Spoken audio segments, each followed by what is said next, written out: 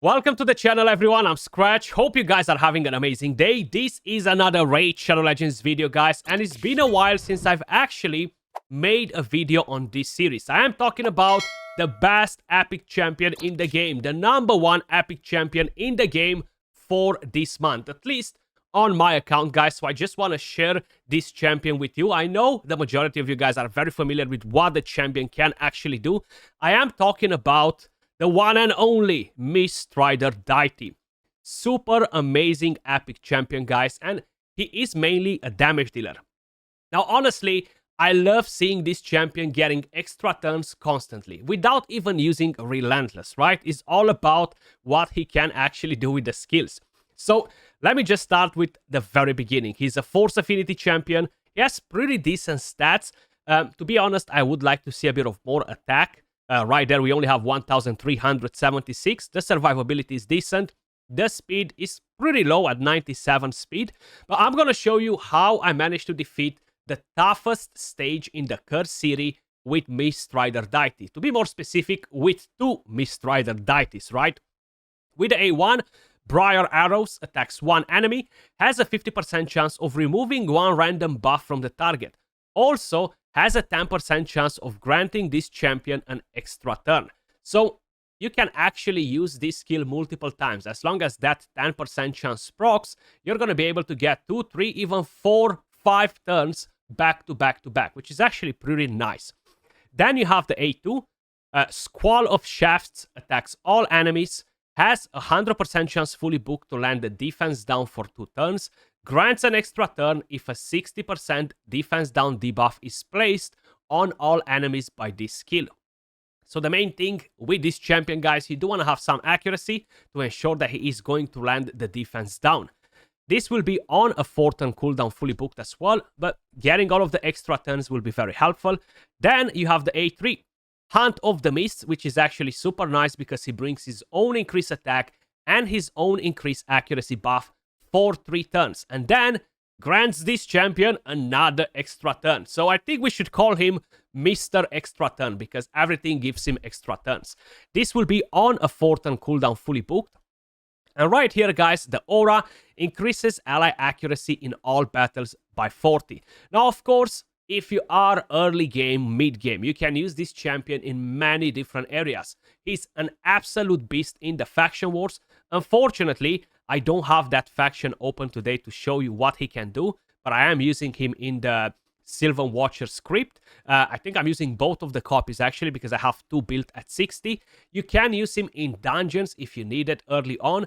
He can easily replace a War Maiden while you start playing the game if you manage to summon him from shards.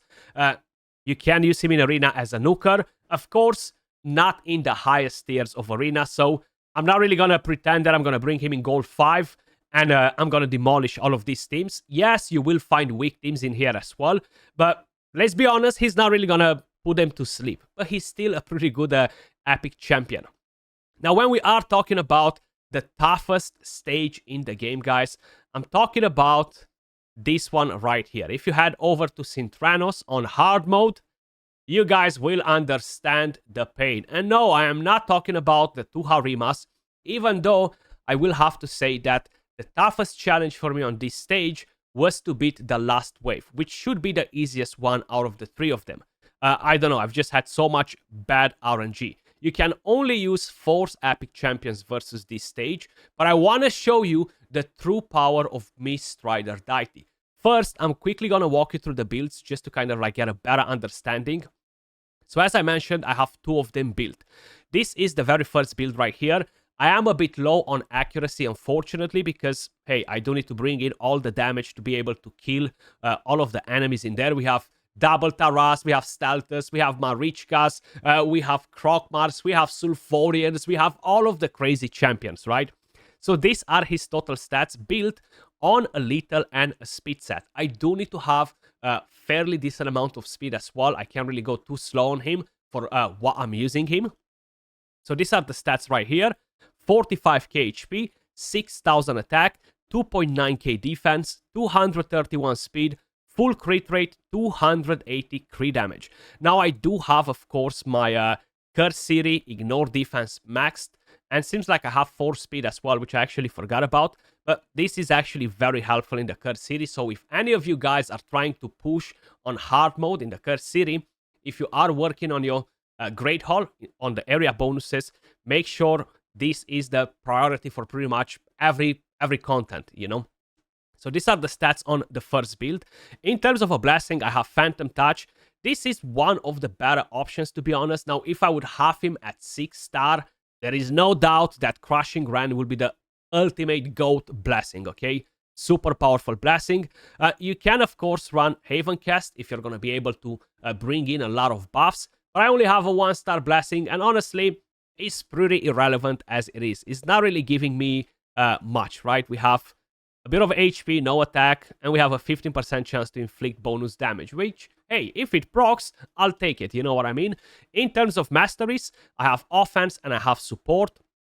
I do want to get a bit of accuracy on him. Now, one thing that I would do different, to be honest with you guys, is probably drop Cycle of Magic and go in for Cycle of Violence instead, because he does have enough firepower to easily deal over 30% of the target's HP with a skill, you know, so that's actually pretty nice. We have Keen Strike, of course. Life Drinker will be very helpful, but as tier 6, we went straight for Helm Smasher, guys. So that's what I have in terms of masteries. Now let me show you the second Mistrider deity that I'm using, because he's going to be completely different. He is on a stun set and a perception, and I have a Slayer, and I have a Feral Piece, and I have even a Merciless. He has like 200 different gear sets equipped at the moment. He is still built for damage. I don't have masteries on this one. Total stats on him with the stun set: 40k HP, 4.8k attack, 2.3k defense, 240 speed, 99 crit rate. It is what it is, you know, you can have everything perfect in life. 182 crit damage, 328 accuracy. Now we will use him as the lead, so we're gonna gain a bit of an additional accuracy from there. And as I mentioned, no blessing on this one, no masteries on this one, but that's pretty much what we have in terms of builds. Once we're gonna do the run, I will share the builds on the rest of the champions with you. Not gonna lie, I probably retried this stage, I don't know, 15 to 20 times at least. So we have Nazana in here, guys. We're gonna have Outbound, and we're gonna have Seneschal, right? The whole idea is to lock the active skills on Taras, land some stuns, of course, have the Provoke, and we're only gonna have one healer in here, which is Seneschal. And like this, Taras won't counterattack. But as you probably noticed, we're gonna go in with the very first Mistrider deity, which is the one on a stun set. He has higher accuracy. We're gonna land that defense down, and then we're gonna jump in with the other ones. And we are gaining lots and lots of extra turns, which is kind of like the good part of the whole team in here. Mistrider deity is the absolute carry, the GOAT, because he's getting so many extra turns. Probably you've noticed at the very beginning on Damarichka. So Seneschal will Veil, will give us some healing as well. It won't be anything too crazy, but we're still gonna manage to get the job done. I have Outbound, which will be able to land the freeze every now and then. It's not very consistent, and that's the problem with these stages in the Curse City, guys. You don't really have any crowd control champions that are effective enough, so you have to rely on stun sets. And I know it's very, very annoying. Thankfully, we got that save right there, and Outbound landed the freeze on Taras. If no, we were gonna lose one of the champions, you know? So from here on, we're just gonna try to constantly freeze that Taras, stun that Taras, or just take him down. Look at that, extra turn, extra turn, extra turn. You gotta love it. You gotta love it. And being able to buff with the A3 and rotate the skills faster just makes him a freaking monster, to be honest with you guys. That's why I think that he is the #1 epic champion for this month on this rotation, guys. And if any of you guys are beating these stages, let me know in the comments down below, how are you using your Mistrider deity? So this wave right here is pretty annoying.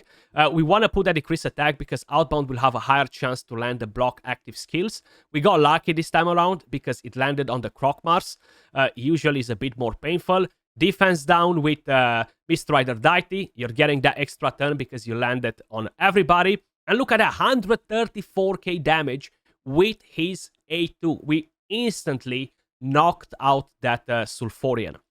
And we don't really have to stress too much about the Basatas here because, yes, they will buff, they will deal a bit of damage, but the main threat in here is Krokmar because he is strong affinity. And he can absolutely demolish your champions. Even Yumeko is hitting for like 30 freaking K on the next wave.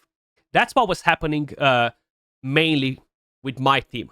I used to get with a full team at the final wave. Yumeko just used to one-shot one of my Mistrider Deity, which was pretty damn crazy and super annoying. Then, of course, you have Jingwon, which got buffed a while ago, and he is much better now. So he's actually pretty nasty to deal with on this stage now, because he's so much better than he used to be. So if you're locking his skills with block active skills, he's gonna transfer the debuffs with the A1. He's gonna stun you. You can't really crowd control. You can't really go straight in and provoke with Shell. So it's actually super annoying. Super, super annoying. So we're gonna have to basically pray that that Krokmar won't absolutely demolish our team. We've got lucky right there. We managed to land another cheeky stun with Mistrider Deithi. One with Nazana right there, which is very, very nice. So we should be safe to pass from this stage as well. It's very annoying when you weak hit, you get resisted. This is kind of like cancer, okay? That's what Plarium did with these stages. They gave you weak affinities, no crowd control, go and have fun with stun sets, you know? So it's getting very frustrating. I know a lot of people, they don't even bother to do this anymore. They've collected the champions, the champion Carnage, and they don't bother with these stages anymore. So right there, weak hit on Yumeko's partner, which is pretty annoying. Defense down. Thankfully, we landed a stun, so we should be able to provoke right now if we are about to get a turn. But look at that. You see, everybody's alive. Jingwon absolutely demolishes us. Then we have Yumeko's partner locking our skills. We have Harimas provoking us. Thankfully, we got a stun. We got an extra turn, so we're going to try to stun that Jingwon. Unfortunately, that did not work. With the damage, Mistrider Deithi, we're going to try to take them down and do a bit of damage. So this worked a bit better. This is the run, guys. Okay, this is the run. Look at that stun. If that Jingwon was going to have debuffs, everything was going to come back to our champions. So right here, I prefer to basically just go in and do an ally protection. You see, the block active skills from Jingwon got transferred to us. Thankfully, the A1 hits hard enough to slowly take these champions down. We have a bit of Thermitter manipulation from Outbound from his A2, which is actually nice.